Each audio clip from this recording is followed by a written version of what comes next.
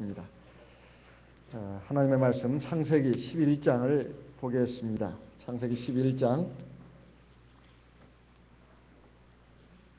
1절부터 9절까지 말씀을 봉독하겠습니다. 창세기 11장 1절부터 9절까지 말씀을 읽겠습니다.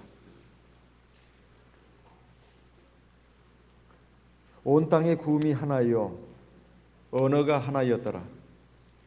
이에 그들이 동방으로 옮기다가 신할 평지를 만나 거기 거하고 3절 서로 말하되 자 벽돌을 만들어 견고히 굽자 하고 이에 벽돌로 돌을 대신하며 역청으로 진흙을 대신하고 또 말하되 자 성과 대를 쌓아 대 꼭대기를 하늘에 닿게 하여 우리 이름을 내고 온 지면에 흩어짐을 면하자 하였더니 여호와께서 인생들에 쌓는 성과 대를 보시려고 강림하셨더라. 6절 여호와께서 가라사대 이 무리가 한 족속이요 언어도 하나이므로 이같이 시작하였으니 이후로는 그 경영하는 일을 금지할 수 없으리로다. 자 우리가 내려가서 거기서 그들의 언어를 혼잡케 하여 그들로 서로 알아듣지 못하게 하자 하시고 8절 여호와께서 거기서 그들을 온 지면에 흩으신 고로 그들이 성 쌓기를 그쳤더라. 9절 같이 읽어보겠습니다. 그러므로 그 이름을 바벨이라 하니 이는 여호와께서 거기서 온 땅의 언어를 혼잡게 하셨습니다. 여호와께서 거기서 그들을 온 지면에 흩으셨더라. 오늘날 국제화 시대라 해서 많은 사람들이 자기 나라의 국경을 넘어서 다른 나라에 여행도 가고 이민도 가고 또 많은 교류가 이루어지고 있습니다. 근데 답답한 것은 같은 사람인데 어떻게 이렇게 말이 다를까? 이게 말이 다를까? 사실 우리나라만 하더라도 중국의 큰 대륙에 지금 붙어 있는 나라입니다. 반도죠. 근데 어떻게 이렇게 중국말하고 한국말은 이렇게 다를까? 이런 그 생각을 해봅니다. 물론 우리 한국말의 70% 정도는 한자가 들어있으니까 필담을 해서도 어느 정도 뜻은 통할 수가 있습니다만 글자가 다르지 않습니까? 글자가 다르다 말이에요. 그리고 말의 순서도 다릅니다. 나는 너를 좋아해. 우리는 이런 식인데 중국어는 나는 좋아해 너를 이런 식입니다. 그러니까 목조가 뒤에 온단 말이에요. 근데 우리나라하고 또 일본은 또 얼마나 가깝습니까? 그런데 우리말하고 일본말은 완전히 또 다르지 않습니까? 완전히 다르단 말이에요. 물론 일본의 글자는 우리 한글하고 그리고 중국의 한자를 응용해가지고 만든 글자라고 하는 얘기를 들었습니다. 또 오늘날 이렇게 보게 되면 우리 중국, 일본, 한국뿐만 아니라 세계에 많은 나라들이 있는데 영어를 쓰는 영어권 국가를 비롯해서 또 스페인어를 쓰는 나라와 민족들 그리고 프랑스어, 독일어, 이탈리아 세계 강대국들을 쭉 뽑아 보면은 러시아어 이렇게 쓰는 그 언어들로 해가지고 이 언어가 몇 개 안 될 것 같은데요. 지금 현존하는 인류가 사용하는 언어가 여러분들 몇 가지나 된다고 생각하십니까? 몇 가지? 한번 추측해 보시기 바랍니다. 지금 현재 세계 인류가 사용하는 언어가 몇 가지가 될까? 그래서 제가 궁금해가지고 찾아봤습니다. 찾아보니까 2013년도 7월자로 나온 그 통계에 의하면은 세계의 지금 언어가 7,105개랍니다. 깜짝 놀랐습니다. 한 몇백 개 안 되겠나 싶었는데 7,105개. 이거 엄청나죠? 7,105개. 그 중에서 이 성경이 번역돼 가지고 있는 언어는 몇 가지가 될까? 그게 한 3분의 1 정도인 2,551개랍니다. 2013년 7월 통계입니다. 최신의 통계죠. 세계 언어는 7,000개가 넘는데 지금 7,000개가 넘는 언어가 지금 계속 있는 것이 아니라 자꾸 사그러져 가고 있답니다. 점점점 이제 큰 언어에 세력 있는 언어에 이제 쉽게 말하면 그 언어를 쓰고 있는 그 사람이 적은 그런 민족, 그 언어는 자꾸 이제 잊혀져 간다는 거예요. 그래서 이 성경이 번역된 언어는 2551개인데 약 3분의 1 정도가 번역됐다고 합니다. 어쨌든 대부분 다 번역이 됐지만 또 번역 작업은 계속하고 있다고 하는데, 이런 말을 들으면서 지금 우리는 영어 하나 배우기도 아주 굉장히 힘들지 않습니까? 지금 우리 대방교에서는 다행히 대만에서 온 자매님들이 있어가지고 중국어 학당을 개설했습니다. 지금 영어 못지않게 중국어도 굉장히 중요한 언어이기 때문에 참 우리 대만에서 온 자매님들에게 참 고맙다는 말을 좀 하고 싶습니다. 끝나고 나서는 그냥 지나치지 마시고 니하오마, 니하오마 뭐 이런 인사말이라도 일단 말을 트는 게 중요합니다. 어쨌든 이 언어를 익히면서 느끼는 것이 사람은 다 똑같구나. 먹는 음식이 조금 차이가 있고 풍습이 약간의 차이는 있어도 사람은 근본적으로 같구나, 이런 생각을 많이 하게 됩니다.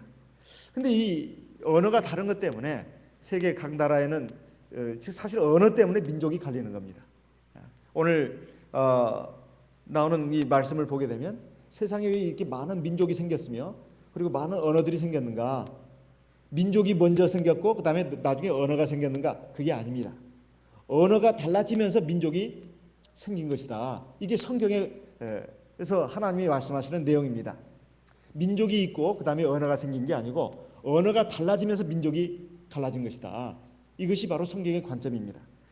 그런데 여기에 대해서 오늘 나오는 성경 창세기 11장 말고도 기원전 3세기, 그러니까 주전 3세기 바벨론의 한 신관이었고 역사가였던 베로수스라는 사람이 쓴 글을 보게 되면 이런 말이 있습니다. 인간은 원래는 한 민족이었다는 거예요. 그런데 다음과 같은 사건 때문에 언어가 달라지고 다른 민족으로 나눠졌다고 이렇게 말하고 있습니다. 이건 성경에 있는 말씀이 아닙니다. 바벨론의 신관이자 역사가였던 사람이 주전 300년 전에 주전 3000년 전에 300년 전에 얘기를 했다 이 말이에요.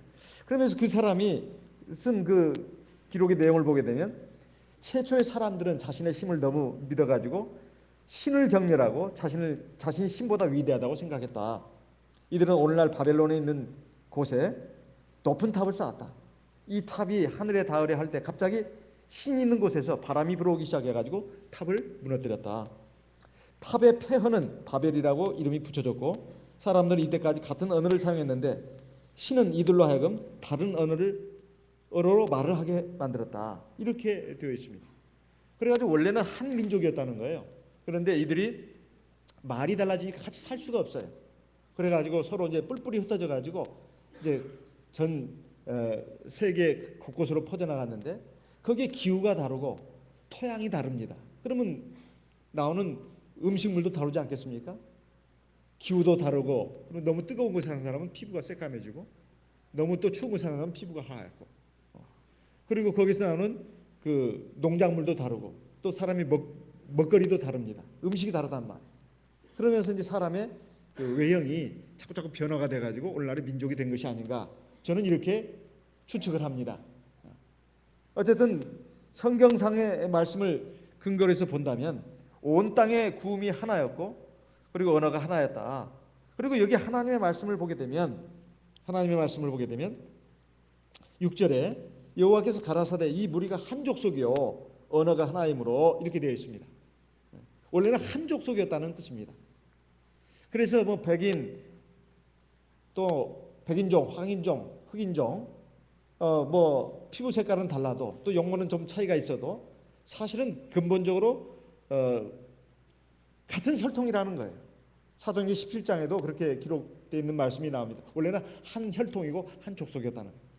그래서 백인이 수술 받을 때 피가 모자라면 뭐 그 혈액형만 맞으면 흑인의 피를 집어넣어도 되고 또 우리 아시아인종의 피를 집어넣을 수 있다는 겁니다. 그 마찬가지입니다. 흑인도 마찬가지.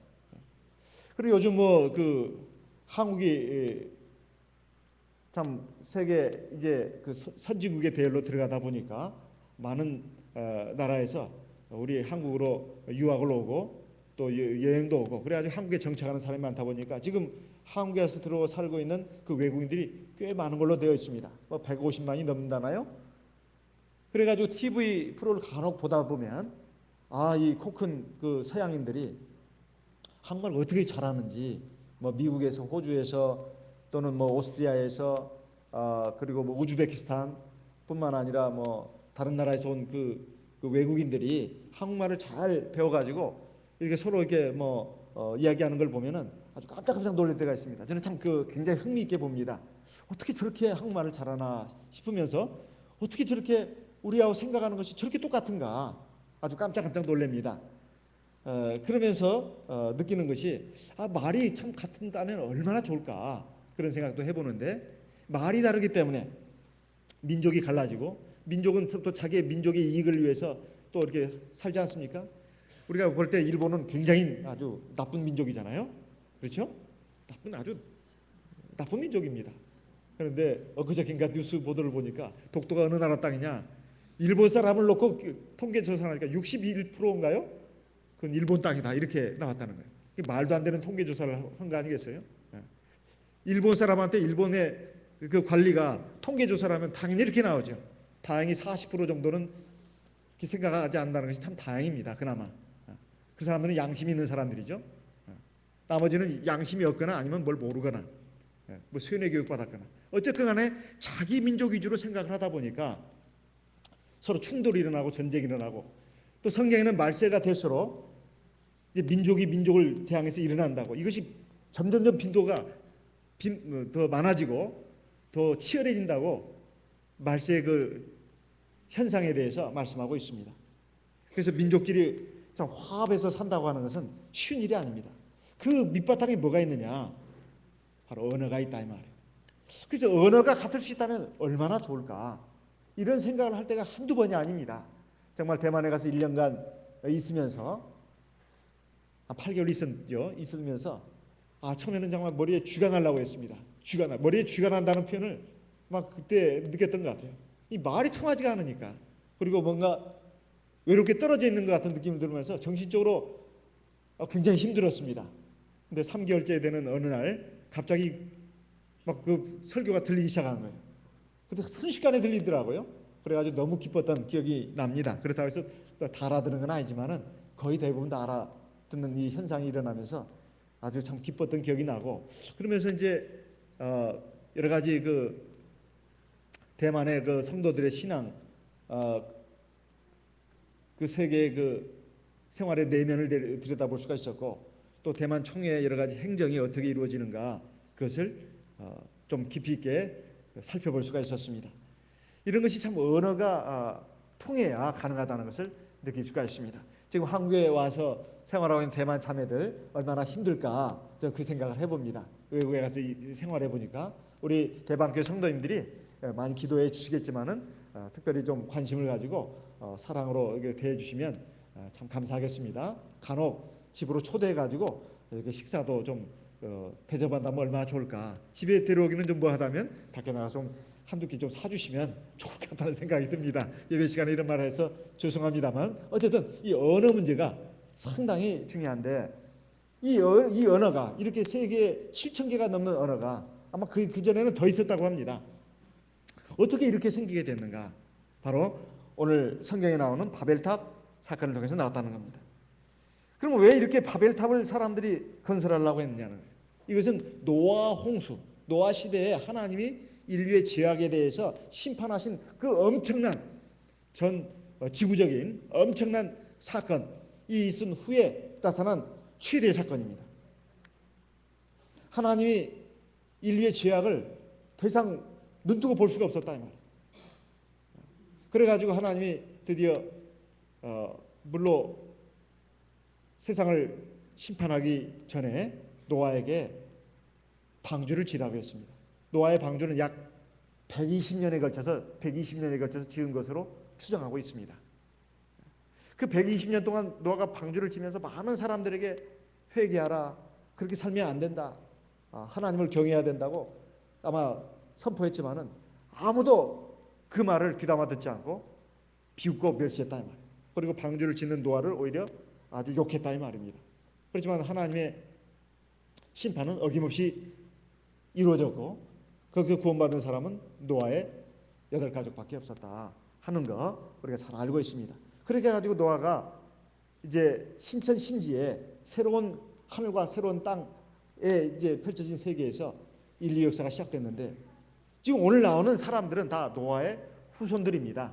노아의 후손들이 점점 인류가 막 번성하기 시작했어요. 그래서 많은 사람이 생겼습니다. 처음에는 노아의 방주가 결국 그 정착했다고 하는 터키 아라라사니까요. 거기에 아마 중심으로 해가지고 아마 살았을 겁니다.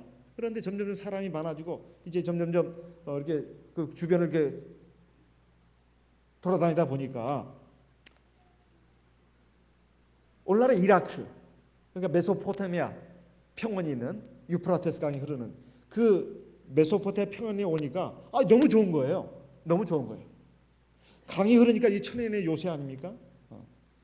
그리고 그 쉽게 말하면 평원이니까 너무나 참 살기가 좋다 이 말이죠. 도시를 건설하기 아주 좋았습니다. 그리고 또 집을 짓기도 좋고 살기가 아주 편리했다 이 말이에요. 그래서 이제 거기에 정착하기로 이제 그들은 생각을 합니다. 그래가지고 그들이 말하기를 뭐라고 말하느냐? 여기 신할평지라고 나오는데요. 이 신할평지라고는 이 바벨론에 있는 그 평지를 말합니다. 평원을 말합니다. 우리가 여기서 흩어지지 말고 여기 살자.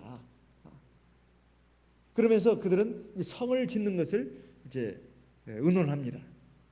그리고 탑을 쌓는 것, 대라고 하는 것은 그 층층이 올라가는 인공적인 구조물을 말합니다. 물론 성도 인공적인 구조물입니다. 하지만 이 대라고 하는 것은 탑과 유사한 그런 건축물이에요. 그러니까 성과 탑을 쌓자 이런 말입니다.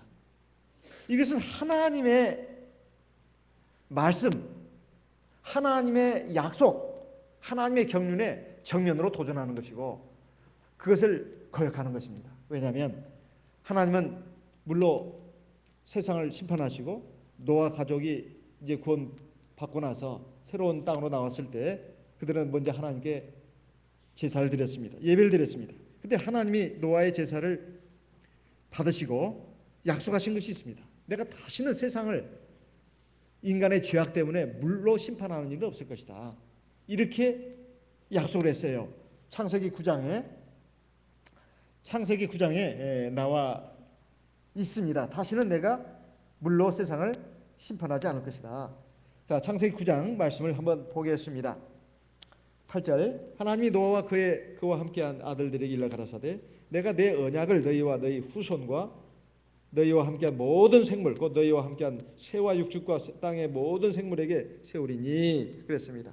11절에 내가 너희와 언약을 세우리니 다시는 모든 생물을 홍수로 멸하지 아니할 것이라 땅을 침몰할 홍수가 다시 있지 아니하리라. 다시는 홍수로 물로 세상을 심판하지 않겠다 약속을 했다 이 말이에요. 그런데 이 노아의 후손들은 그 홍수로 인해서 인류가 거의 전멸되다시피 했던 그 사건을 기억하고 있습니다. 그래가지고 하나님께서 그렇게 약속하셨음에도 불구하고 또 하나님이 그렇게 약속만 하신 것이 아니라 창세기 9장 1절에 보면 이렇게 축복하신 내용이 복을 주시는 말씀이 나옵니다. 창세기 9장 1절 하나님이 노아와 그 아들들에게 복을 주시며 그들에게 이르시되 생육하고 번성하여 땅에 충만하라. 땅에 충만하라. 생육하고 번성할 뿐만 아니라 땅을 다 차지해라. 이렇게 말씀하고 있습니다. 그러면 노아의 후손들은 어떻게 해야 되느냐? 한 곳에 모여가지고 거기에 성을 쌓고 완전히 똘똘 뭉쳐가지고 있으면 안 되는 것입니다. 계속 땅을 정복해 나가가지고 하나님의 경륜을 이루어야 되는 그런 삶을 살아야 된다 이 말이에요. 그런데 이들은 이 좋은 그 메소포타미아 평원 신할 평지에 오다 보니까 이게 너무나 살기가 좋은 거예요. 그리고 이제 자기들이 수가 늘어나고 그리고 이제 그들이 생활이 풍요로워지고 그리고 여러 가지 그 생활 그 기반 시설이 이제 발전하다 보니까 생각이 바뀐 겁니다. 아, 우리가 그렇게 살 수는 없어. 우리는 한 곳에 모여가지고 살아야 되고, 그리고 우리가 그 전에 뭐 하나님의 뭐 그 홍수 심판으로 인류가 거의 전멸되다시피 한 그런 큰 일을 겪었으니까 우리가 그런 일을 또 겪으면 안 돼. 그래가지고 이제 성도 쌓고 그리고 우리가 얼마나 참 대단한 사람들이냐. 원래 인간은 하나님 앞에 굉장히 미미한 존재입니다. 정말 한 벌레만도 못한 존재다 이 말이에요. 사람의 몸에 조그만 뭐 균이 들어와도 그냥 꼼짝 못하고 죽지 않습니까? 전두환 대통령을 닮았다고 하는 그 어떤 그 참 나이 드신 탤런트가 뭐 어디 태국인가 어디에 촬영 갔다가 무슨 뭐 균에 감염이 돼가지고 돌아가셨다지요. 여러분들 뉴스 보셨죠? 사실 제가 그분을 몇 년 전에 TV에 어떤 그 프로에 나온 것을 봤습니다. 굉장히 건강했습니다. 우리 이제 60대인데 그렇게 나이도 많은 분이 아닌데 요즘 추세로 본다면 어떻게 그냥 거기에 가셔서 균에 하나 감염돼 가지고 그것을 고치지 못하고 갑자기 위독해져 가지고 돌아가실 수 있냐 말이에요. 이걸 보면 인간이 얼마나 약한 존재인가 이걸 알 수가 있습니다. 참 하나님의 은혜로 우리 진 집사님이 이번에 수술을 잘 받으시고 퇴원하셨습니다. 우리 그 수술 받기 전에 병원에 가서 이렇게 뵀을 때 그동안 얼마나 고통을 겪었는가 그 점에서 얘기해 주는데 이게 남의 일 같지가 않더라고요. 사람의 몸은 자꾸 늙어가고 이제 몸이 이제 노쇠해 가는데 쇠약해져 가는데 조그만 부분에 이상이 있으면 꼼짝을 못 하는 겁니다. 목에 이제 그 디스크 그 때문에 막 머리를 움직일 수도 없고 예배 시간에 앉아 있어도 너무 고통스럽고 힘들고 직장 생활하기도 너무 힘들었고 차 타갈 때도 막 울리고 어디 목뿐이겠습니까 사람이. 인체의 어느 한 부분이라도 탈이 나고 고장이 나면 꼼짝을 못하는 존재입니다. 그래가지고 사는 인생이 100년도 안 된다 이 말이에요. 100세 넘게 사는 분들은 대단하다 해가지고 잔치까지 벌이는 이유가 그것은 100세 넘기가 어렵다는 증거 아니겠습니까? 그 몇십 년밖에 못 사는 인생이 조그만 뭐가 들어와도 그냥 꼼짝을 못하고 그냥 쓰러지는데 그리고 그냥 목숨이 끊어지는 순간 부패가 시작되지 않습니까?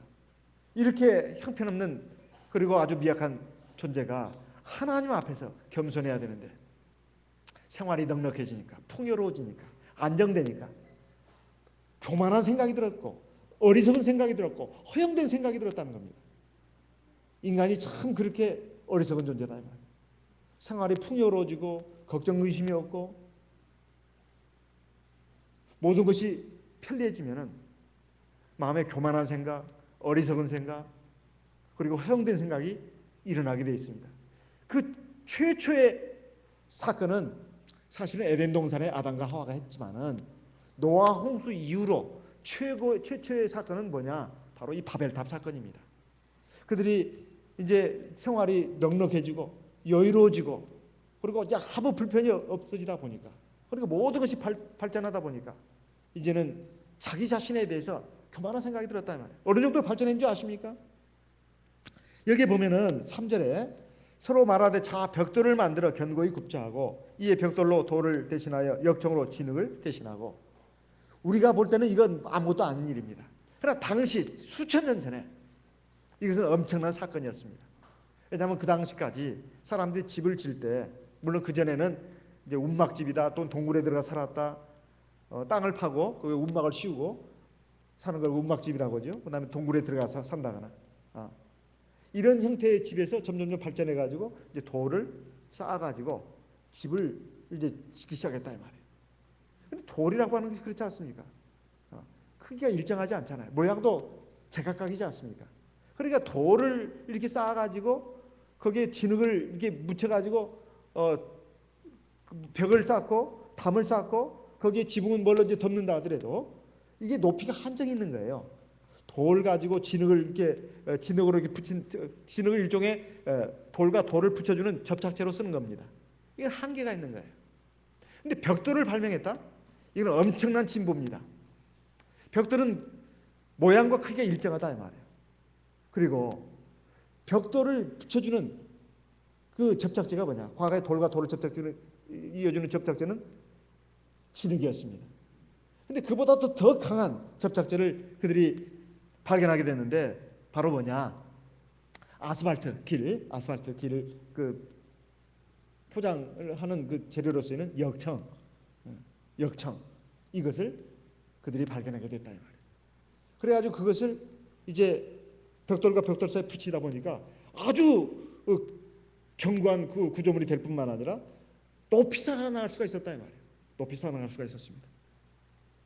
그래가지고 이걸 가지고 그들은 성을 쌓고 대를 쌓았다 이 말이에요. 이러다 보니까 우리 인간은 참 대단해, 정말 놀라워, 이런 생각을 하게 됐습니다. 저희가 간혹 그 인천국제공항에 갈 때 그 저기 뭡니까? 그게 무슨 대교죠? 인천대교입니까? 그 대교를 건너는 거라든가, 그 다음에 서해대교라든가, 그리고 뭐 최근에 거제도와 부산을 그 이어주는 거 뭡니까? 바다 해저 그 터널이라고 하나요? 해저 터널. 이것을 처음에 그 갈 때 너무 신기했습니다. 어떻게 세상에 그 바다 밑에 이렇게 길을 만들 수가 있는가? 그 바닷물의 수압도 엄청나게 그 강할 텐데. 그리고 지금 프랑스 파리하고 영국 런던을 이어주는 그 뭡니까? 그 해저 터널을 생각하면 이건 정말 또 놀랄 일입니다. 거기에 또 고속 열차가 왔다 갔다 한다 하는데 사실 이건 굉장한 일 아니겠습니까?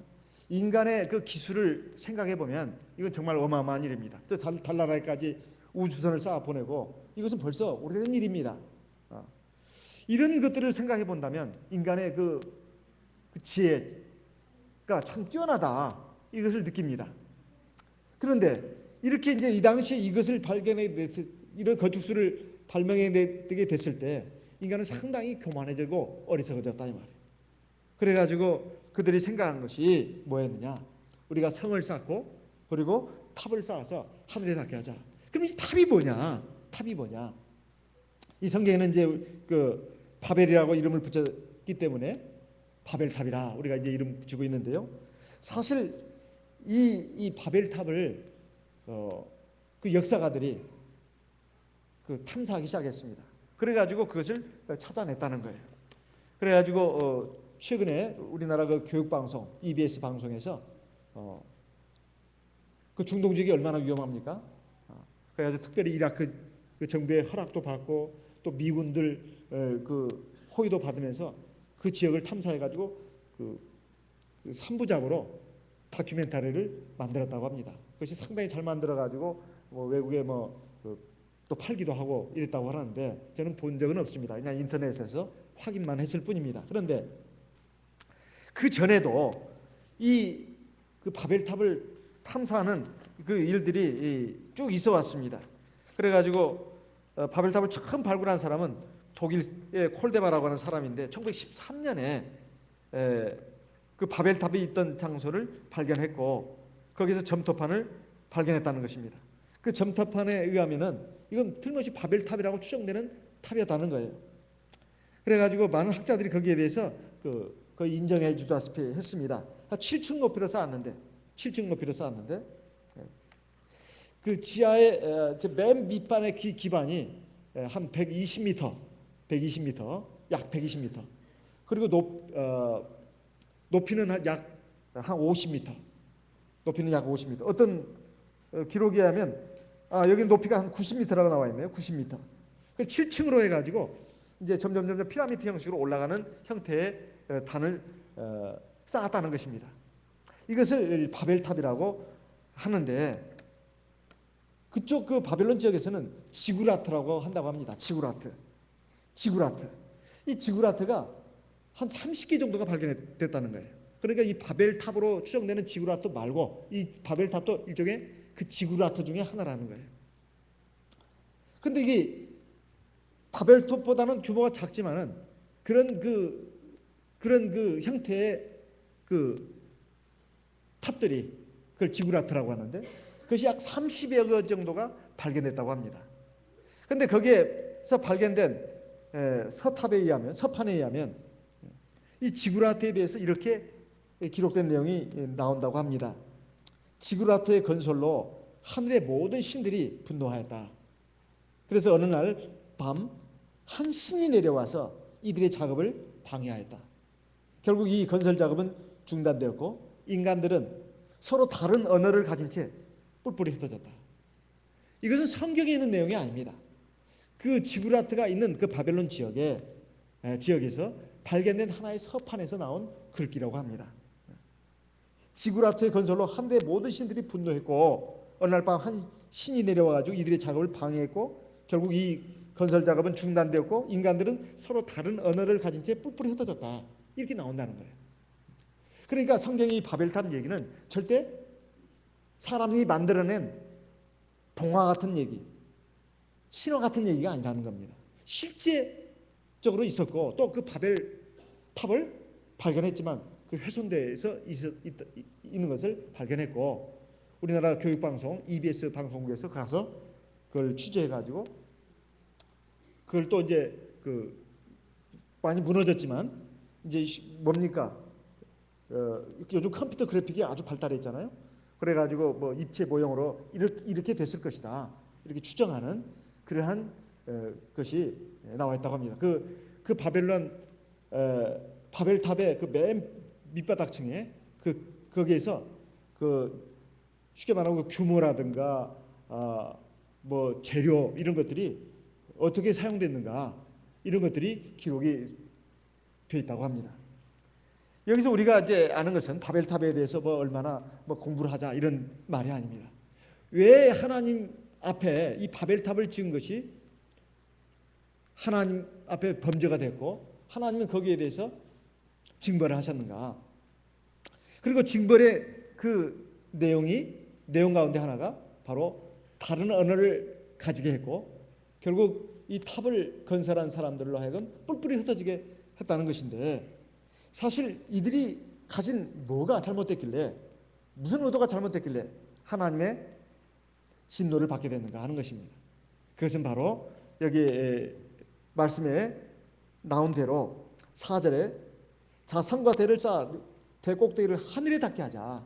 하늘에 닿게 하자. 하늘에 닿게 하자는 말이 이게 말이 무슨 말이겠습니까? 사실 여기 하늘이라고 하는 것은 땅을 제외한 모든 공간은 다 하늘입니다. 엄밀하게 따지면 땅을 제외하고는 전부 다 하늘이에요. 그러면 여기서 말하는 하늘이 뭘까요? 하나님의 보좌가 있는 곳, 하나님이 계신 곳, 그 영예까지 우리가 닿게 하자 이런 말입니다. 사실 이것이 아담과 하와가 범죄해가지고 결국 에덴 동산에 쫓겨나게 된 그 동기와 똑같습니다. 우리가 선악과를 따먹게 되면 우리가 하나님처럼 된다. 너희가 하나님처럼 된다. 이 마귀의 속삭임에 그만 미혹이 돼가지고 그래 우리도 하나님처럼 되자 해가지고 결국 선악과를 따먹고 범죄했고 그리고 하나님의 심판을 받아가지고 결국 에덴 동산에서 쫓겨난 게 아니겠습니까? 여기에 바벨탑을 쌓은 사람들도 마찬가지입니다. 우리가 아무리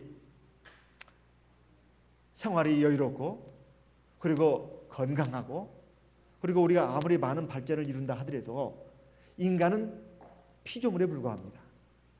피조물에 불과해요. 정말 하나님 앞에서 겸손할 줄 알아야 됩니다. 절대로 나는 하나님 없이도 살 수 있어. 이것 자체가 굉장히 교만 중에 교만입니다. 우리는 하나님 없이도 살 수 있어. 우리 힘으로 얼마든지 살 수 있어. 이것이 하나님이 싫어하시는 가장 큰 죄악입니다. 로마서 1장에 보게 되면 인간의 죄악에 대해서 두 가지로 말하고 있습니다. 하나는 종교상의 죄, 또 하나는 도덕윤리상의 죄. 종교상의 죄가 무슨 범죄를 말하는 것입니까? 하나님은 필요 없다. 하나님 아닌 것들을 신으로 섬기고 심지어는 사람을 신으로 섬기는 그런 장면이 나옵니다. 로마서 1장에 하나님 모시기를 싫어하는 거예요.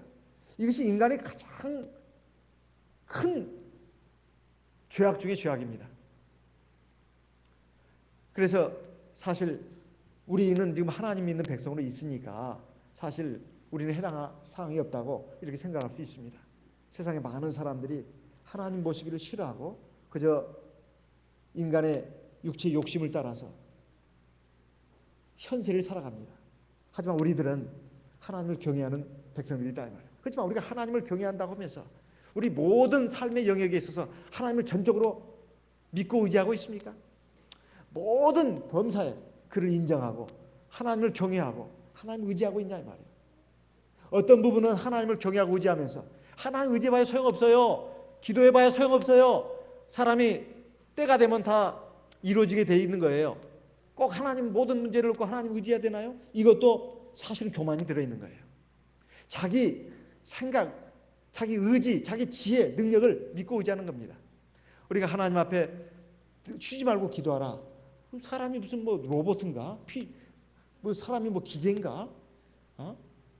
사람이 자기 이성도 있고 자기 주관도 있어야 되지. 꼭 하나님의 뭐 그 신에 종속된 노예란 말인가? 이렇게 생각하는 사람이 있습니다. 그게 아닙니다. 하나님은 우리의 생명의 근본이시고 우리에게 지혜와 능력을 주시는 쉽게 말하면 에너지원이다 이 말이에요. 에너지원입니다. 우리가 하나님을 떠나서 살 수가 없다 이 말이에요. 하나님하고 분리된 존재는 이미 나무에서 끊어진 나뭇가지와 같습니다. 당장은 푸른 잎이 붙어 있고 꽃봉오리가 몇 개 붙어 있어도 이건 시한부 인생이다 이 말이에요. 꽃이나 나뭇잎은 반드시 나무 가지에 그리고 나무 줄기에 붙어 있어야 합니다.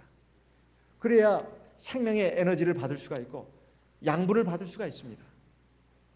그래서 이것을 부인한다고 하는 것은 이건 인간의 가장 어리석은 일이다. 우리도 마찬가지입니다. 우리가 정말 범사에 하나님을 인정하고 하나님을 경외하고 하나님을 의지하고 있는가, 이런 부분에 있어서 우리가 생각을 해야 합니다. 그래서 기도는 뭐 식사할 때 3번만 하면 돼. 천만의 말씀이에요. 아침 저녁으로 하는 것이 사실 기본이 돼야 합니다. 기본이 돼야 돼요. 그리고 수시로 우리가 기도할 수 있어야 합니다. 직장에서도 화장실에서도 우리가 하나님을 의지하면서 기도할 수 있어야 돼요. 기도한다는 것은 하나님을 인정하는 겁니다. 그리고 하나님과 함께 동행하는 것이다 이 말이에요. 그러면 하나님이 그런 사람을 굉장히 기뻐하십니다. 그리고 함께 하신단 말이에요. 그리고 높여주십니다. 스스로 높아진다 해서 높아지는 게 아니다 이 말이에요. 그러다가 나중에 자기 힘대로 자기 생각대로 세상 사람들 사는 것처럼 살다가 나중에 코 깨지고 다리 부러지고 그리고 이제 시국장에 빠져가지고서야 오 하나님, 오 마이 갓, 그때 가서 그런단 말이에요. 오 하나님, 제발 나를 좀 살려주십시오. 그러기 전에 하나님 말이에요. 그래가지고 하나님이 끄집어내줍니다.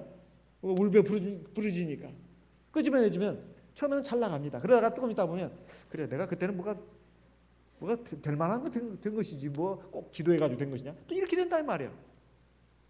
그래가지고 이제 하나님 뭐 그 경외하는 거, 안식일 지키는 거, 예배 참석하는 거, 그리고 뭐 하나님 앞에 기도하는 거, 성경 보는 것을 또 우습게 합니다. 우습게 알아요. 그러다가 나중에 또 이제 코가 깨지고 자빠지고 넘어지고 해가지고 시국장에 빠지면 하나님 왜 이렇게 나에게 가혹한 시련을 주시나이까. 자기 지금까지 잘못한 건 생각도 안 해요. 생각도 안 해. 하나님 원망합니다. 또 하나님 어떻게 이럴 수가 있냐고 나한테. 이 모든 것들이 사실은 자기가 바벨탑을 쌓는 생활을 했다 이 말이에요. 하나님을 경외하고 의지하고 하는 것이 아니라 자기 성을 쌓는 겁니다. 그리고 자기 탑을 쌓는 거예요. 하나님 없이도 살 수 있어요. 그것을 증명해 보이기 위해서 바벨탑을 쌓은 겁니다. 그리고 이 바벨탑, 이거 지구라트라고 하는데요.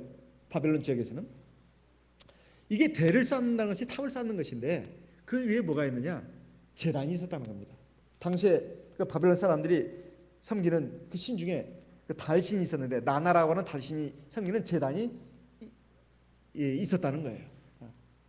그것이 그 바벨론의 지역에 있는 그 지구라트를 탐사한 학자들의 공통된 견해입니다. 그러니까 그것은 단순히 탑이 아니었다는 겁니다. 종교적인 제단이었다는 거예요. 종교적인 제단. 그러니까 자기들의 신을 만들고 거기에다가 예배를 드리는 그러한 제단이었다는 것입니다. 이게 얼마나 잘못된 것이냐 말이에요. 하나님은 유일하신 참신이십니다. 하나님의 다른 신은 다 인간이 만든 신이에요. 거짓신입니다. 인간에게 어떤 생명도 줄 수 없고 인간에게 참된 평안과 안식과 행복을 줄 수 없는 가짜 신들이다 이 말이에요. 인간이 자기들의 그 탐욕에 의해서 교만하고 어리석은 생각으로 만든 신들이 세상에 있는 신들입니다. 조상신도 마찬가지입니다. 그 굉장히 효도하는 것 같지만 사실 효도가 아니에요. 어떤 어른들이 보통 그런 말을 하지 않습니까? 이놈이 나중에 내 제사상이나 차려줄 줄 몰라. 중추절이나 추석이나 설날, 춘제 이런 때가 되면은 막 전부 다 그냥 나라가 그냥 다 교통지옥이 되지 않습니까? 그건 중국도 마찬가지고 타이완도 마찬가지라고 들었습니다. 왜 그러냐 이거예요. 조상신에게 제사를 드려야 된다. 그러면 조상신이 화를 낸다는 거예요. 그리고 벌을 내린다는 겁니다. 사실 부모의 사랑은 이 세상에서 부모의 사랑을 넘는 사랑은 없습니다. 부모가 아무리 자식이 못했다고 서니 그 음식 한번 안 차렸다고 벌을 낸다면 그 부모가 아니죠. 그렇잖아요. 죽어서 자식에게 벌을 내려요? 말이 안 되는 소리입니다. 그런데 이것이 얼마나 교만한 것인가. 나도 죽으면 그런 신이 된다는 거 아니겠어요? 그리고 제사 지내는 데 보면은 저 제사 어렸을 때 교회 나오기 전에는 제사에 많이 참여했었습니다. 신위라고 적혀 있어요. 신위. 하나님 신자를 씁니다. 그 다음에 위치를 써요. 신위. 이게 신이라 이 말이에요. 제사가 그래서 우상숭배입니다. 사람이 나도 죽으면 신이 된다는 거예요. 인간들 후손들에게 영향을 끼칠 수 있는 신의 위치에 올라간다는 거예요. 그러니까 이게 얼마나 교만한 것입니까? 조상신 숭배는 효도가 아닙니다. 효도가 아니에요. 이거 우상 숭배입니다. 인간이 신이 될 수 있다는 게 말이 됩니까? 인간은 죽으면 음부 아니면 낙원으로 가서 이제 하나님의 심판을 기다리고 있는 겁니다. 그럼 피조물에 불과하지 어떻게 신이 될 수 있냐 이 말이에요. 조상신 숭배는 우상 숭배라고 하는 것은 바로 그런 뜻입니다. 어쨌든 이렇게 인간이 교만해지다 보니까 하나님을 부인하고 하나님 모시기를 싫어하고 그리고 스스로를 신으로 생각하는 이런 엄청난 죄악을 저지르게 됐습니다. 또 두 번째, 흩어지는 것을 면하자 이렇게 말하고 있습니다. 4절에 보면 온 지면의 흩어짐을 면하자. 인간이 생활이 여유로워지고 그리고 평안해지면 또 꿈꾸는 것이 있습니다. 그게 뭐냐? 명예욕입니다. 명예욕이에요. 사람들 사이에서 살면서 끝끝내 떨쳐버리기 어려운 것 중에 아주 그 집착 중에 하나가 명예욕이에요. 자기 얼굴 내고 자기 이름 내는 거. 사람들이 알아주고 인정해 주는 거. 남보다 더 높이 평가를 받는 거. 이 명예에 대한 그 끈질긴 집착은 인간의 아주 원초적인 죄악 중에 하나입니다. 즉 자기들의 이름을 내자는 거예요. 이것이 하나님을 경외하는 이 신앙이 사라지면 이것이 독버섯처럼 일어나게 되어 있습니다. 바로 이것으로 인해서 결국 하나님이 진노를 하셨다 하는 겁니다. 우리가 모든 영광을 하나님께 돌려야 된다 이렇게 말합니다.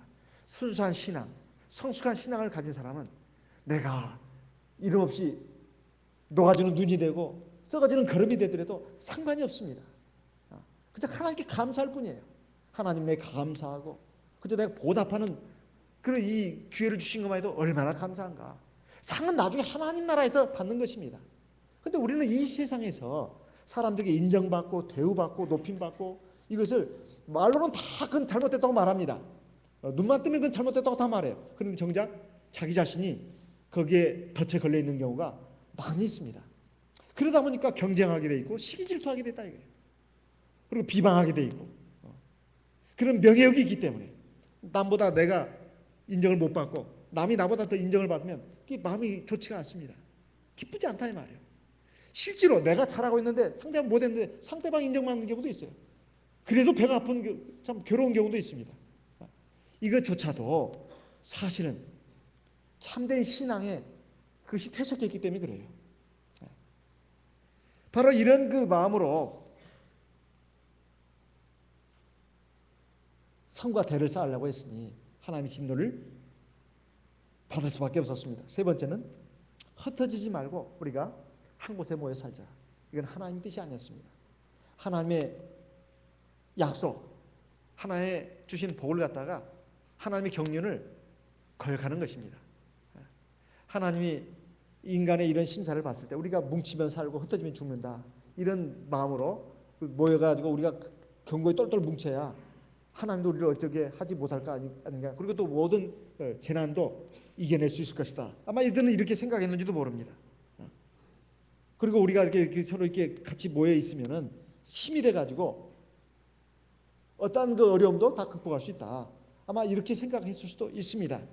하지만 하나님의 뜻은 지구를 황폐하게 내버려 두는 것이 아닙니다. 하나님이 창조하신 이 지구를 다 인간이 정복하면서 거기서 살아야 된다 하는 것입니다.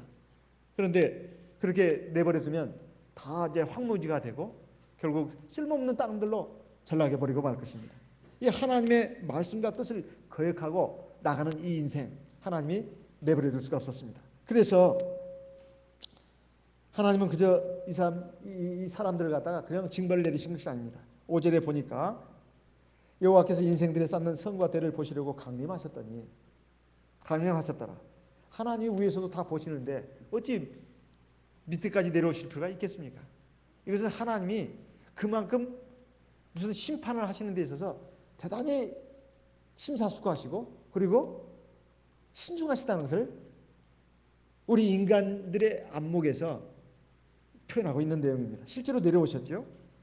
그래가지고 보셨습니다. 6절에 보니까 여호와께서 가라사대 이 무리가 한 족속이고 연호도 하나이므로 이같이 시작하였으니 이후로는 이 경영하는 일을 금지할 수 없을 것이다.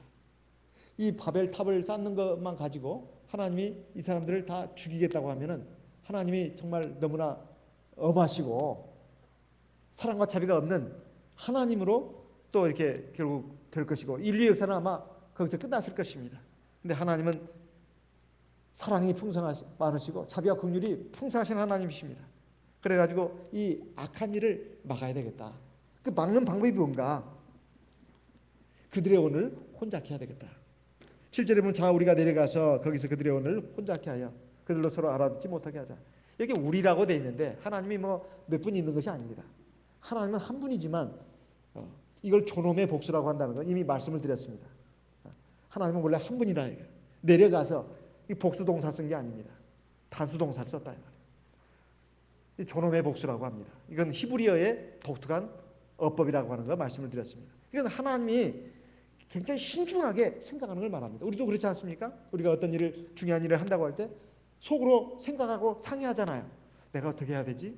뭘 어떻게 이런 순간에 내가 어떻게 해야 맞는 것일까? 이렇게 하면 좋을까? 저렇게 하면 좋을까? 혼자 이렇게 생각하는 그 과정을 지금 이렇게 표현하신 것입니다. 그래서 방법을 어떻게 하셨는가 하면은 언어를 혼잡케 하자.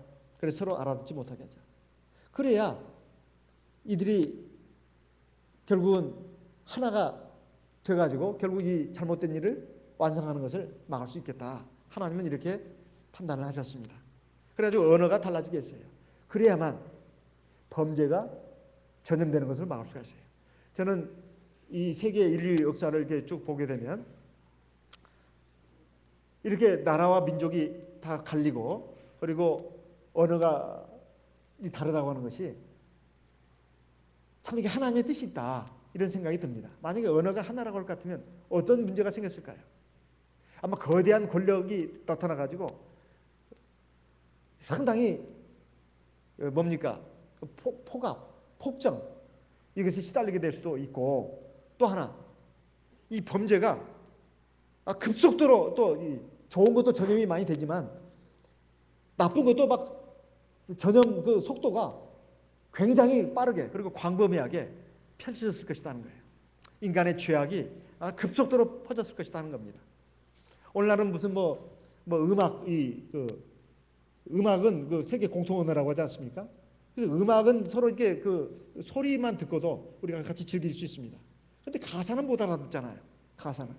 근데 음악 그 무슨 바이올린이라든가 피아노라든가 우리는 듣고 다 감동을 받습니다. 이건 공통 언어라는 거죠. 하지만 사상적인 교류는 할 수는 없습니다. 음악이 정서적으로는 공감대를 이룰 수 있지만 사상적인 교류는 할 수는 없다 이 말이에요. 근데 이 사상적인 교류가 이루어지게 하려면 언어가 같아야 되는데 언어가 같아지면서 일어나는 그 문제점이 뭘까? 제가 가만히 생각해 보니까 범죄가 급속도로 퍼질 것이고 광범위하게 전염될 것이다. 이것이 생각나더라고요. 그리고 또 하나, 또 어떤 세계의 어떤 정부가 나타나게 되면 통제하기가 얼마나 좋습니까? 폭정이 이루어질 가능성이 많다. 그리고 이제 민족과 민족을 차별하는 것이죠. 피부색에 의해서 우리가 사람을 멸시하고, 뭐 미국에서 흑인들이 받는 그 인종차별 아마 저리 가라 할 정도입니다. 우리 아시아인들도 백인들에 의해서 굉장히 멸시를 당하고 또 이게 종처럼 부려질 가능성이 또 많다. 이런 생각이 드는 겁니다. 그래서 하나님이 언어를 혼잡게 하신 것은 꼭 징벌만을 위한 징벌이 아닙니다. 하나님의 경륜을 이루기 위한 것이다. 이것을 알 수가 있습니다. 그렇게 해가지고 결국 언어가 갈라지면서 이제는 공사가 중단될 수밖에 없어요. 가령 벽돌 하나 가져왔는데 뭐라고? 말을 못 알아듣는 거예요. 자에 물 떠가지고 좀 오라고 뭐라고? 못 알아들어요. 그리고 모래 또 역청 좀 필요해. 뭐라고? 몰라. 어디 갖다 주라고 했는데 못 알아듣는 겁니다. 그러니까 막 싸움이 일어나죠. 갈라질 수밖에 없었습니다. 그러니까 잘못된 동기, 잘못된 마음을 가지고 있는 집단은 하나가 될 수가 없습니다. 하나님이 흩으시는 거예요. 그래서 중요한 것은 사실은 말이 아닙니다. 말이 아니에요. 사실은 마음이고 생각이고 가치관이고 사상입니다. 우리 지금 한국을 한번 보세요. 세계 유일한 지금 분단국가라고 하지 않습니까? 같은 민족이라고 합니다. 한민족. 그런데 지금 남한과 북한으로 나눠 있잖아요. 지금 남한과 북한이 말이 다릅니까? 말은 같잖아요. 한국어를 씁니다. 그런데 우리는 지금 완전히 갈라져 있습니다. 그게 뭡니까? 말이 같은 것이 다른 것이 문제가 아니고 사상이 다르면, 생각이 다르면 갈라지게 돼 있어요. 이것은 우리 영적인 세계에서도 마찬가지입니다. 가정에서도 믿음을 가진 사람, 믿음을 갖지 않는 사람, 사실은 물과 기름처럼 겉도는 경우 많습니다. 물론 인간이 가족이니까 그냥 인간적인 육신으로서 정을 가지고 살아갈 뿐이지, 사실은 신앙을 가진 사람과 신앙을 갖지 않는 사람이 있으면 사실은 이 물과 기름이 섞여 있는 것 같아요. 섞여 있는 것 같습니다. 그리고 교회 안에도 마찬가지입니다. 가정도 마찬가지예요. 신앙이 순수한 신앙을 가졌고 그냥 껍데기 신앙을 가진 사람이 같을 수가 없어요. 부부 간에도 부모와 자식 간에도 진실한 신앙, 성숙한 신앙을 가진 사람이 하나가 될 수가 있습니다. 교회도 마찬가지입니다. 참된 신앙, 성숙한 신앙, 진실한 신앙을 가진 사람과 형식적인 신앙, 그리고 껍데기뿐인 신앙 가진 사람이 하나가 될 수가 없습니다. 진리 방면도 마찬가지고 신앙 방면도 마찬가지예요. 이건 진리와 신앙을 같이 봐야 합니다. 하나는 신앙 방면, 하나는 진리 방면. 진리에 있어서 생각을 달리하면 같을 수가 없어요. 왜 기독교의 이 교파가 이렇게 많이 갈라져 있습니까? 세계적으로 300파가 넘습니다. 이건 진리가 다르기 때문에 그렇습니다. 진리가 다르기 때문에. 그리고 또 신앙이 다르죠. 우리 참예수교는 전 세계적으로 하나입니다. 어떻게 해서 이렇게 하나가 될 수 있었을까요? 사실 지금 세계 곳곳에 우리 참예수교가 세워지고 있지만 물론 거의 대부분은 화교들입니다. 중국인들이에요. 이게 참 안타까운 부분이지만 성경에 보면 말세에는 구원받는 나라와 민족들이 많아지게 하겠다고 했습니다. 그러면 이 바벨탑으로 인해서 흩어진 나라와 민족들이 하나님은 하나의 민족으로 부르셨는데 그 최초의 사건이 또 뭐냐? 오순절 성령 강림 사건입니다. 사도행전 2장을 보겠습니다. 사도행전 2장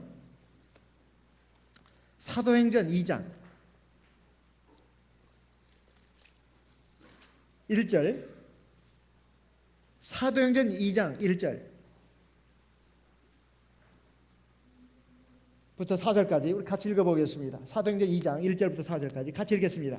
오순절 날이 이미 이름에 저희가 다 같이 한 곳에 모였더니 호련히 하늘로부터 급하고 강한 바람 같은 소리가 있어 저희 앉은 온 집에 가득하며 불의 혀같이 갈라지는 것이 저희에게 보여 각 사람이 임하여 있더니 4절 저희가 다 성령의 충만함을 받고 성령이 말하게 하심을 따라 다른 방언으로 말하기를 시작하니라.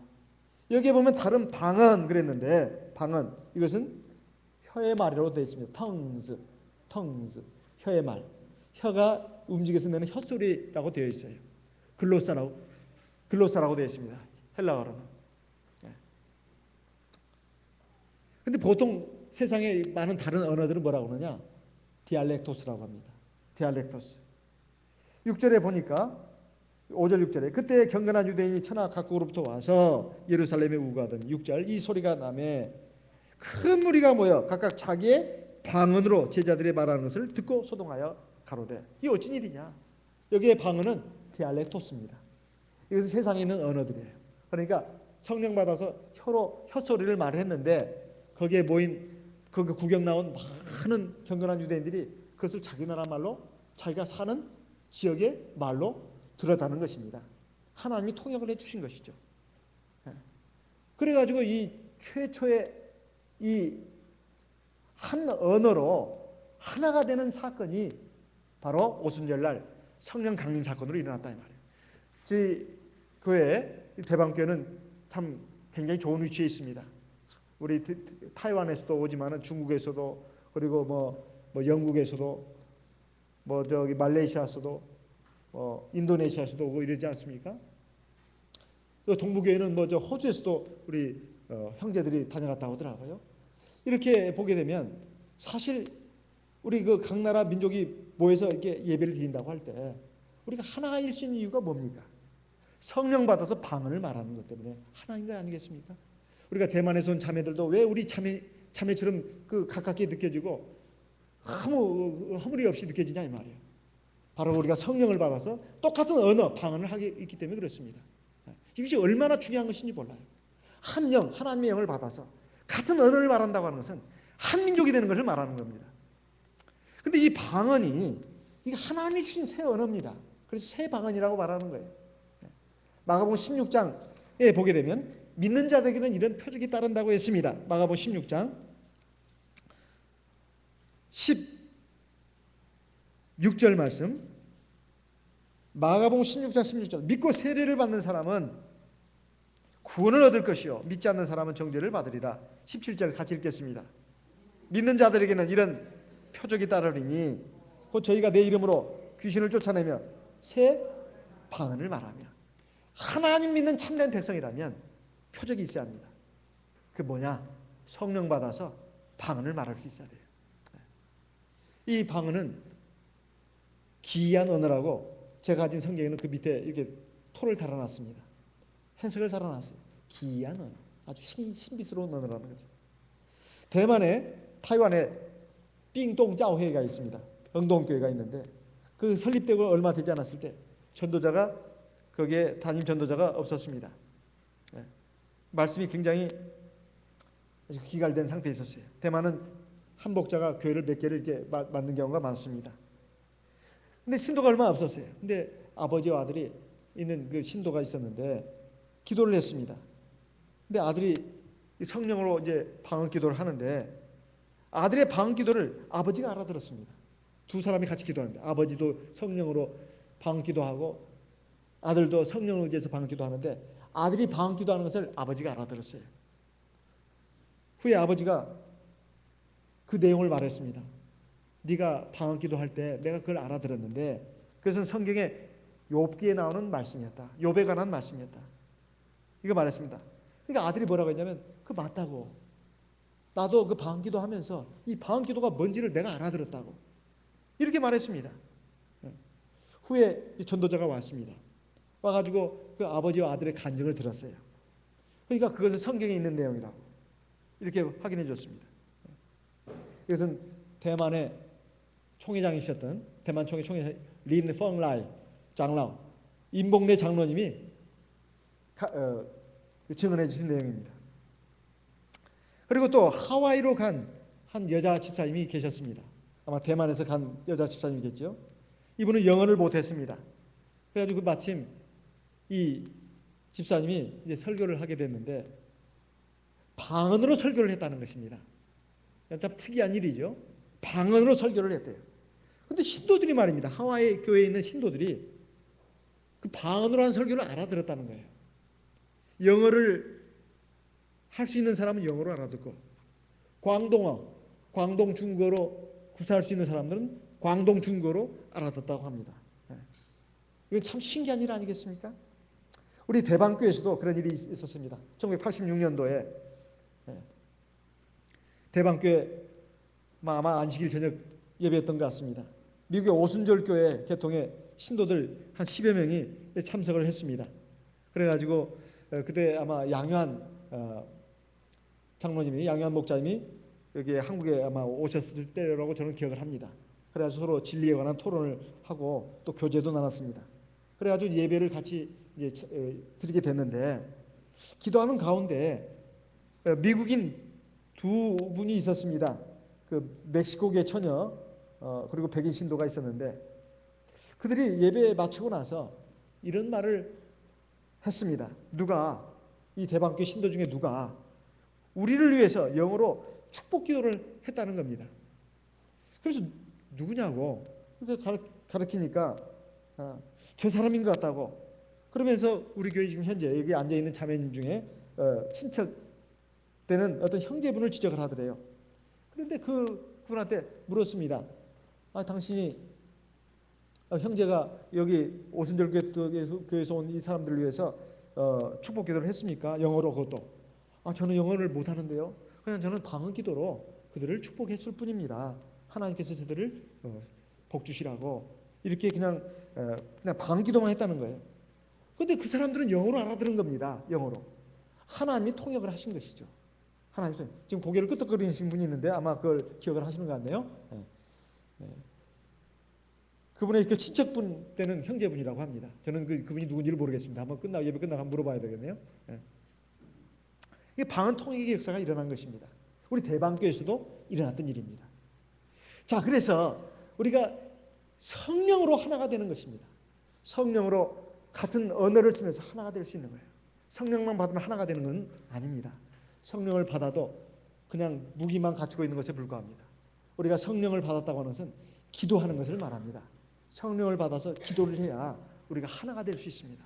그리고 하나님의 백성이 되고 자녀로서 완성되어 나갈 수가 있는 것입니다. 에베소서 4장 말씀을 보겠습니다. 에베소 4장 2절 같이 읽어보겠습니다. 에베소 4장 2절 같이 읽어보겠습니다. 3절까지 에베소서 4장 2절 3절 같이 읽어보겠습니다. 모든 겸손과 온유로 하고 오래 참음으로 사랑 가운데 서로 용납하고 평안에 매는 줄로 성령의 하나 되게 하신 것을 힘써 지키라. 성령의 하나 되게 하신 것, 성령이 하시는 일이 가운데 중요한 게 이게 또 나오네요. 성령이 우리를 하나 되게 했다는 겁니다. 어떻게 하나 되게 했습니까? 성령을 받으면 하나님의 백성이 되고 하나님의 자녀가 되기 때문에 우리가 하나가 됐다는 뜻입니다. 그럼 성령 받으면 다 하나가 됩니까? 그건 아닙니다. 성령의 인도를 받고 성령의 주관하에 있어야 합니다. 그래야 우리가 하나가 될 수 있어요. 갈라디아서 5장을 보겠습니다. 갈라디아서 5장 16절 갈라디아서 5장 16절 15절부터 읽을까요? 15절부터 읽겠습니다. 갈라디아서 5장 15절 만일 서로 물고 먹으면 피차 멸망할까 조심하라. 16절 내가 이르노니 너희는 성령을 조차 행하라. 그리하면 육체의 욕심을 이루지 아니하리라. 육체의 소욕은 성령을 거스리고 성령의 소욕은 육체를 거스리나니 이 둘이 서로 대적함으로 너희 원하는 것을 하지 못하게 하려 함이라. 18절 같이 읽겠습니다. 너희가 만일 성령의 인도하시는 바가 되면 율법 아래 있지 아니하리라. 너희가 만일이라는 것은 그렇지 않을 수도 있다는 겁니다. 성령을 받았다 해서 꼭 우리가 하나님의 백성이 온전히 되고 자녀가 온전히 되는 게 아닙니다. 그리고 온전히 우리가 하나가 되는 것도 아니에요. 성령을 받아도 성령을 쫓아서 해야 됩니다. 그리고 성령이 인도하시는 바가 돼야 됩니다. 그러면 우리에게서 육체의 소욕이 사라져요. 성령의 소욕이 우리를 지배합니다. 성령 받아도 육체의 소욕은 다 있어요. 정욕이 있습니다. 자존심도 있고 교만한 마음도 있고 어리석은 마음도 있고 나쁘고 잘못된 생각하는 마음도 다 그 꾸정물 더러움을 솟구치듯이 솟아나옵니다. 이게 육체의 소욕이에요. 하지만 성령의 소욕도 있습니다. 이 두 가지가 들이 있어서 바울 사도 괴롭다고 했습니다. 하지만 성령이 인도하시는 바가 되면 우리가 육체의 소욕을 제압할 수가 있습니다. 그리고 육체의 소욕을 나중에 끌어낼 수가 있습니다. 그러면 성령이 인도하시는 바, 왜 성령이라고 말하고 있을까요? 자꾸 하나님 그러면 될 텐데, 예수님 그러면 될 텐데 왜 자꾸 성령이라고 말하냐 이 말. 성령은 영이 아닙니까? 우리가 성령 그랬을 때 우리가 성령 받은 것을 생각하시면 됩니다. 어떻게 성령 받은 걸 우리가 확인하냐? 기도하는 걸 보고, 방언 기도하는 걸 보고. 성령이 하나님의 영인데, 예수의 영인데 하나님 그리고 예수님 그 하지 않고 왜 자꾸 성령 그러냐 이 말이에요. 성령이 인도하시는 바가 되고, 방언 기도를 많이 하라는 뜻입니다. 성령 기도를 많이 하라는 뜻이에요. 그래야 우리가 성령에 쫓아서 행할 수 있고 성령이 인도하신 바가 됩니다. 그리고 육체의 소욕을 제압할 수가 있는 거예요. 자, 19절에 보면 육체의 일이 쭉 나와 있습니다. 곧 음행과 더러움과 호색과. 20절 같이 읽어볼까요? 우상숭배와 술수와 원수를 맺는 것과 분쟁과 시기와 분냄과 당짓는 것과 불리함과 이단과. 여기 보면 분쟁, 시기, 분냄 이런 게 또 있습니다.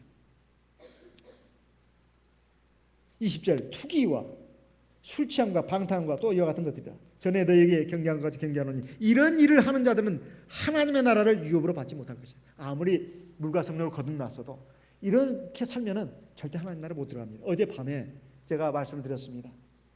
두 가지 옷을 예복을 입어야 한다. 하나는 세례받을 때 입은 옷, 그리고 또 하나는 옳은 행실의 옷. 그러니까 예배 끝나고 나서 그 참 이해가 안 된다고 어떤 자매님이 말했습니다. 저는 지금까지 세례받을 때 입은 옷만 입고 있으면 된다. 자기는 그렇게 생각하고 왔다는 거예요. 그럼 제가 말했습니다. 우리가 세례받고 나서 뭔 옷을 입냐고. 그건 영적으로 그렇게 표현한 것에 불과하다고.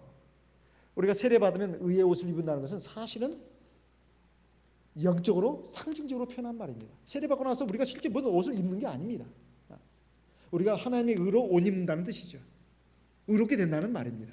하지만 그건 죄사함 받아서 의롭게 됐다는 말에 불과한 거예요. 그 다음 과정, 우리가 옳은 행실, 거룩한 행실을 가져야 된다. 그것도 옷으로 말하는 것입니다. 그래서 이사야 선지자의 말을 빌어서 뭡니까? 아름다운 옷을 덧입을 것이다. 구원의 옷이 있고 또 아름다운 옷이 있다. 그래서 더해 주신다고 되어 있습니다. 더해진다는 옷을 하나 입었으면 또 하나 입어야 된다는 뜻입니다. 실제 옷을 입는 걸 말하는 게 아니에요. 옳고 거룩한 하나님의 백성이 되어야 된다. 그런 말입니다.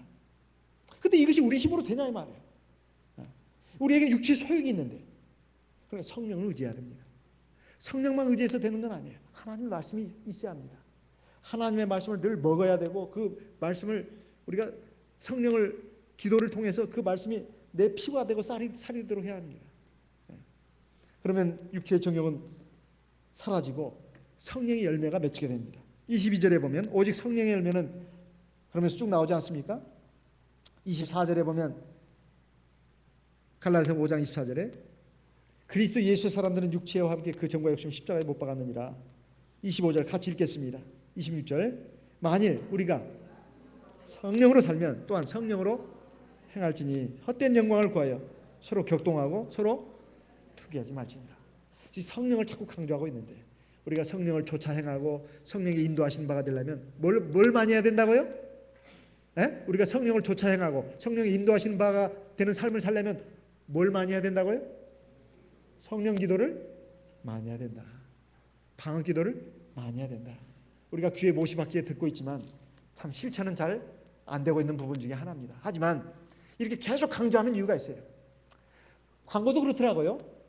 라면 광고 무슨 광고를 자꾸 듣다 보면 저절로 물들더라고요.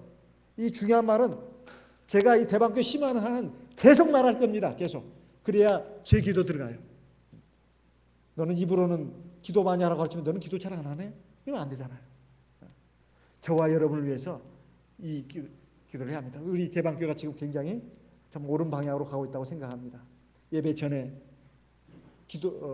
기도를 충분히 하는 것 같고 또 예배 끝나고 나서도 또 기도하고 얼마나 아름다운지 모르겠습니다. 이렇게 해서 우리가 이 한 언어를 가지고 우리가 나갈 때 우리가 하나님 안에서 하나가 될 수 있고 그 바벨탑이 아니라 예루살렘 성을 쌓아나갈 수가 있고 그것이 장차 내가 하나님 앞에 구원받을 수 있는 새 예루살렘 성이 되는 것입니다. 이와 같은 하나님의 역사에 우리가 믿음으로 순종해서 아름다운 그 새 예루살렘 성에 들어가는 하나님의 귀한 백성 되시도록 되기를 바랍니다. 다 같이 묵도하겠습니다.